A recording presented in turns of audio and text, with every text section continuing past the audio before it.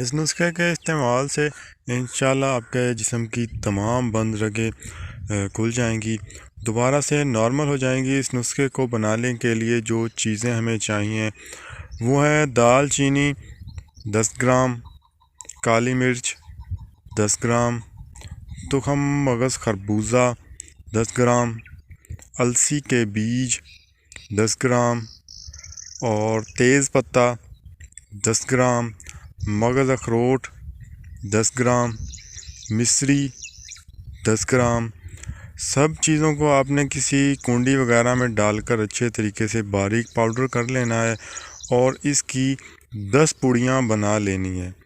دوا اور خوراک کا طریقہ کچھ اس طرح ہے کہ 1 پوڑی روزانہ صبح خالی پیٹ نیم گرم پانی سے آپ نے کھا لینی ہے اور 1 گھنٹے تک کچھ بھی نہیں کھانا۔ اس دوا کے استعمال کے ساتھ چائے کا کوئی پرہیز نہیں ہے، آپ چائے پی سکتے ہیں۔ اور دل کے مریض یاد رکھیں یہ نسخہ استعمال کرتے رہیں گے تو گارنٹیڈ انشاءاللہ پوری زندگی ہارٹ اٹیک یا لکوہ کبھی بھی نہیں ہوگا۔